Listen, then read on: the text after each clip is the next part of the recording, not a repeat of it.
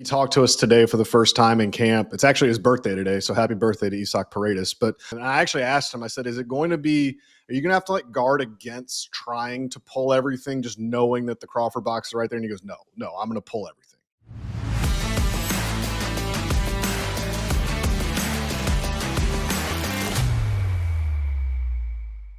Chandler Rome is here. Oh, he's got a little suntan going.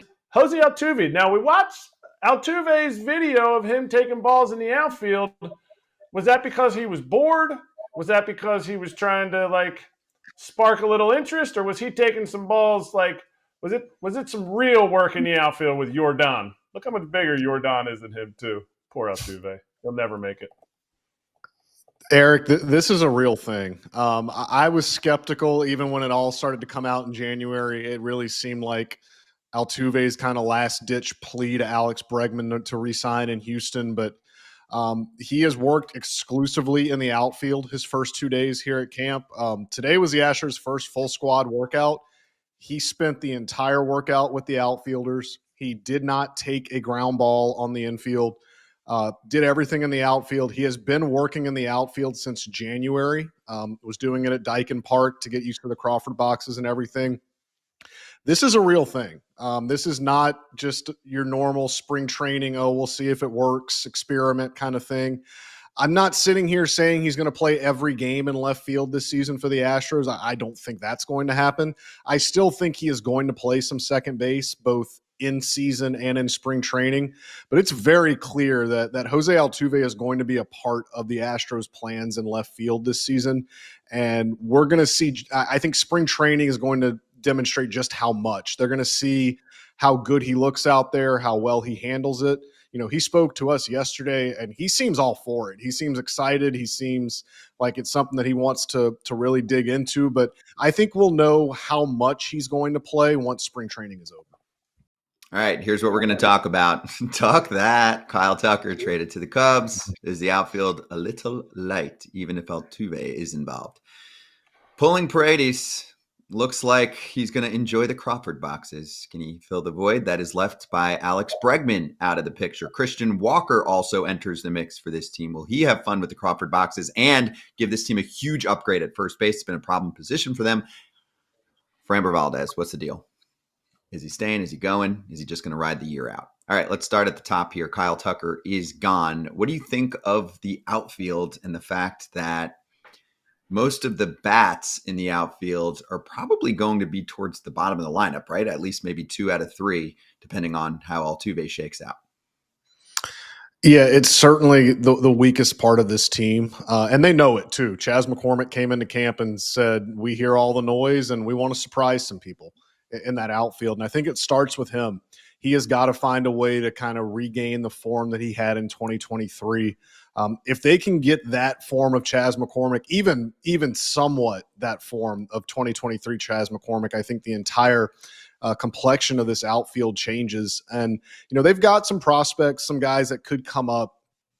Jacob Melton is one of their better prospects. He's a natural center fielder but didn't have a great year in AAA last year. If he can start fast, maybe he pushes for a role. He's also a left-handed hitter for a team that's become very, very right-handed.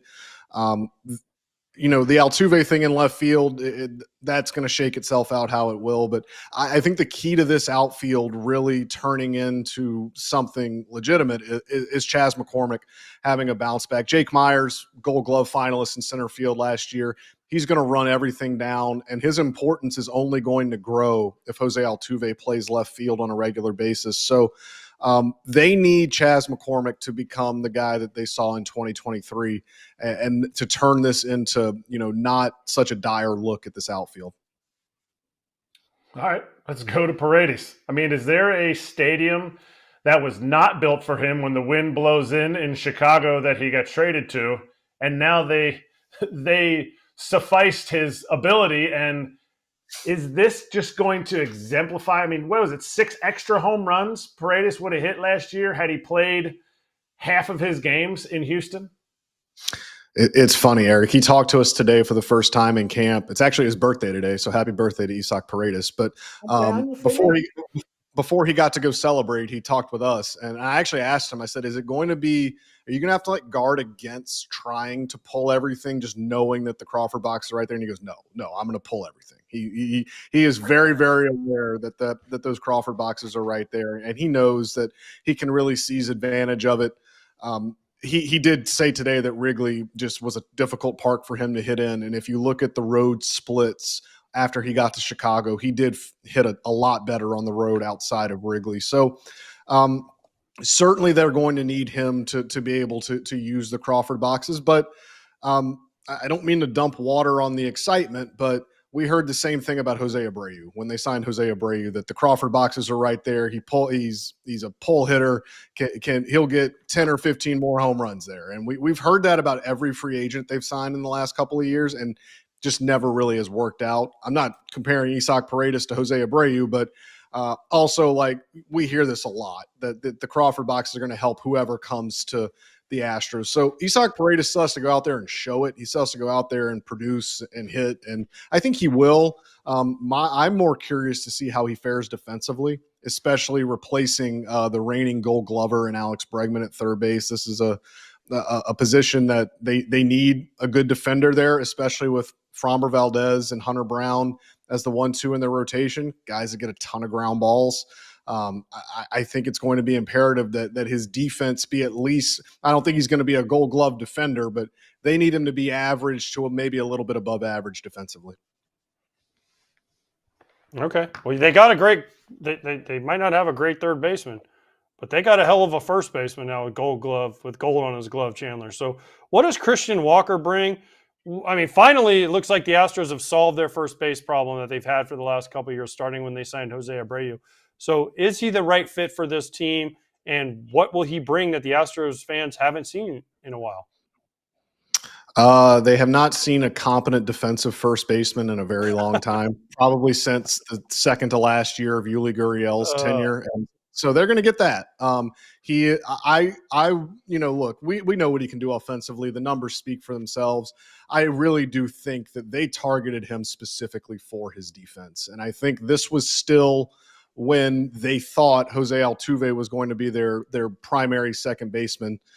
He can cover up a lot of holes on the right side of that infield with what he can do. He can save, some guys, some throws. On some throws, he can scoop very well. He's just very athletic. He's reunited in Houston with Tony Perez-Chica, the guy that he credits with turning him into an elite defensive first baseman during their time in Arizona. So they get to reunite here. He is everything that they have searched for in a first baseman since signing Jose Abreu. And it's something that I think fans are going to see the impact from day one, because it's when you have a bad defensive first baseman, like you can see it. It's pretty glaring. Like, I don't think fans know what they have until they see a good, very elite defensive first baseman like they're going to see in Christian Walker this year. How about Framber Valdez? I mean, this team, some are picking the Astros not to finish in first. We saw what happened in April. Just a horrific start, and I guess we'll never know because they made it back to the playoffs again. Is there a chance that Framber leads this team to another playoff appearance and gets an extension from Jim Crane, who never gives extension? Or is there a better chance that he gets traded partway through this season?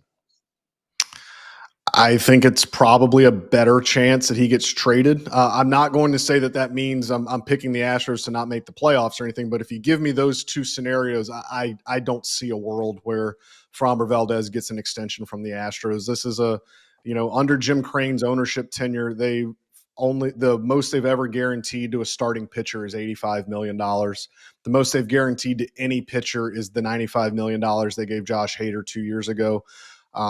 You look at the numbers between Framber and Max Fried; they're pretty similar. You saw what Max Fried just got on the free agent market as the best left-hander available.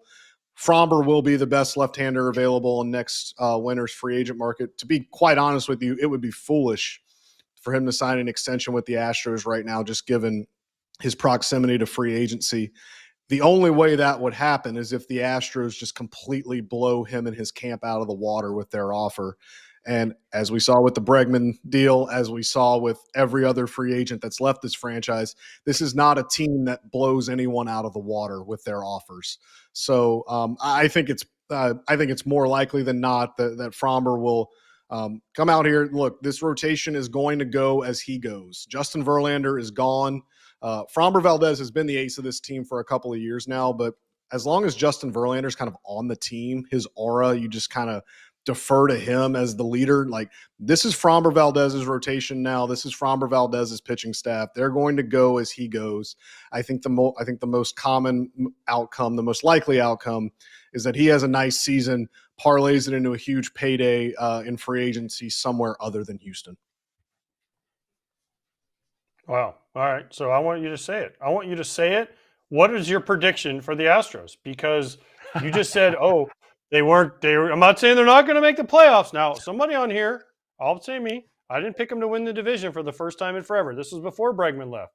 I don't know that they're strong enough outfield. I don't know if their total team package is strong enough to be better than the Rangers, maybe the Mariners, even the A's are up and coming, right? Where do the Astros finish this year? It's going to be a dogfight for them. I don't think this is a team that you look at on paper and say this is clear, far and away the best team in the division.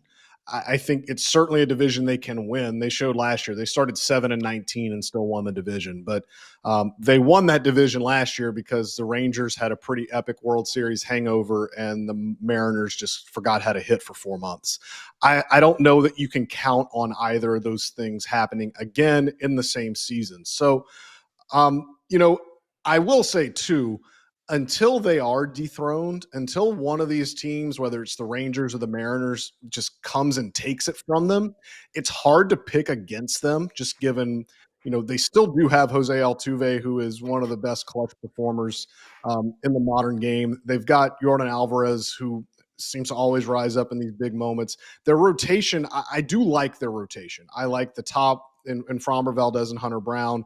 They've got enough depth, I think, that can help them out. It's hard for me to pick against them in the division, just given that no team has shown that they can beat them. But this is going to be the most tested that they have ever been, I believe, in this division. And that's saying something after last year when they got off to that horrendous start. So I'm going to cautiously pick them to win this division, but I don't feel great about it. Okay. And then let's finish on a fun note. Superfan Susie in the chat. Can you ask Chandler why Jose Altuve says that Chas McCormick cannot be the club DJ? I wouldn't want Chas DJing anything either. So I gotta side with Altuve on that one. It's been a weird storyline in Astros camp because Kyle Tucker was the team DJ for the last 2 years. And I don't know how this became something that now every player is getting asked who is going to be the DJ.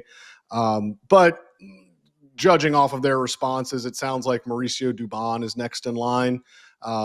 Sounds like they want someone that can have a nice mix of, Latin music, of country, of rap, of kind of anything that anybody in there wants to hear.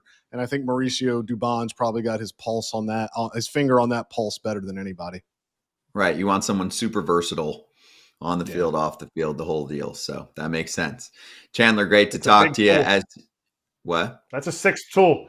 5 tools in a baseball player, that's a 6th tool. That is very underrated. Being able to DJ is a talent. Not a real DJ, just playing whatever's on the speakers.